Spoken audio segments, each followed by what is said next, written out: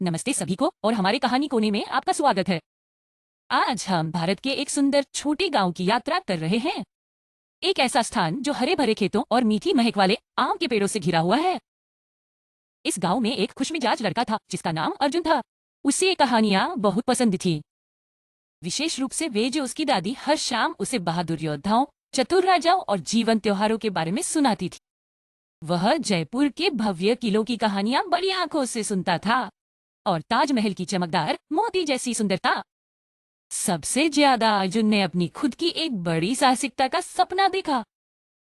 एक धूप भरी दोपहर, जब वह उस नदी के पास खेल रहा था जो गंगा तक जाती थी, अर्जुन ने एक हल्की आवाज सुनी। यह एक नरम लयबद्ध डमडम था। उसकी जिज्ञासा जाग उठी।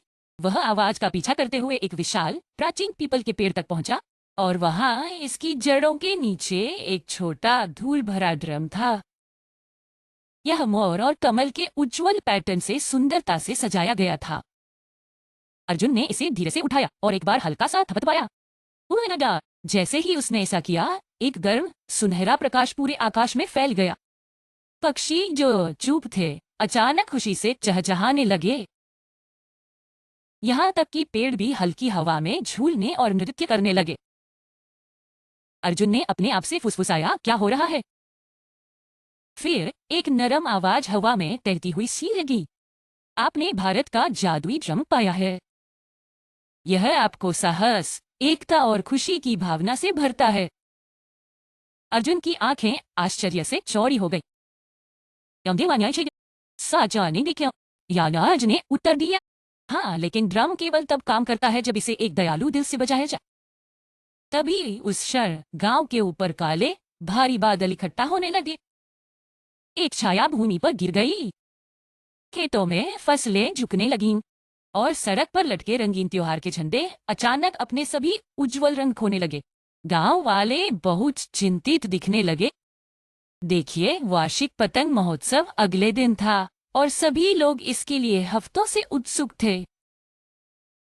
अर्जुन के पेट में थोड़ी घबराहट का गांठ महसूस हुई, लेकिन उसने दयालु दिल के बारे में आवाज के शब्दों को याद किया। उसने ड्रम को अपने करीब गले लगाया और अपने गांव के बारे में सभी अद्भुत चीजों के बारे में सोचा। उसने अपने दोस्तों को हंसते हुए, परिवारों को स्वादिष्ट मिठाइयां बांटते हुए और रंगीन पतंगों को आसमान में ऊंचा उड़ते हुए चित्रित किया। इन खुश विचारों से भरे मन के साथ उसने फिर से ड्रम को थपथपाया। दमदम करते हुए रंगों की एक शानदार लहर आकाश में फट पड़ी। त्योहार के झंडे फिर से चमकीले लाल, पीले और हरे हो गए। फसलें ऊंची और स्वस्थ खड़ी हो गईं और काले बादल धीरे धीरे दूर हो गए। एक सुंदर चमकदार नीला आकाश प्रकट हुआ। जभी ने खुशी से चिल्लाया, यह एक चमत्कार है। उन्होंने चिल्लाया, लेकिन अर्जुन को रहस्य पता था। उसने महसूस किया कि ड्रम का जादू केवल ध्वनि में नहीं था, यह उस खुशी और दयालु भावनाओं में था जो उसने इसे बजाते समय अपने दिल में रखी। अगली सुबह त्योहार का समय आ गया। पड़ोसी कस्बों के बच्चे उत्सव में शामिल होने के लिए आए।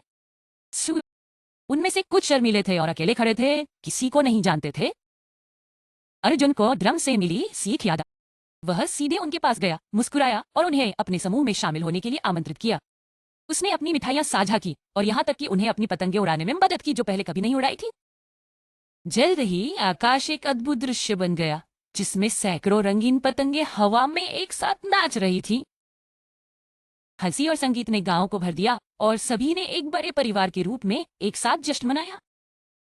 उस शाम जब सूरज ढलने लगा, अर्जुन ने ड्रम को फिर से पीपल के पेड़ के पास ले जाकर उसे धीरे से वहीं रख दिया जहां उसने पाया था।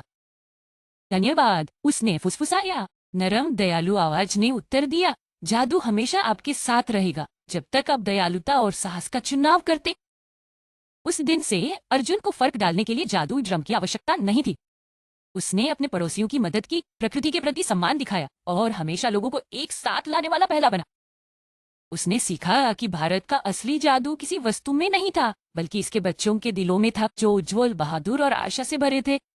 बिंग, अर्जुन की कहानी सुनने के लिए आपका बहुत धन्यवाद। यदि आपको यह पसंद आया तो इस वीडियो को लाइक करना न भूलें और अधिक अद्भुत कहानियों के लिए सब्सक्राइब करें। अगली बार मिलते हैं।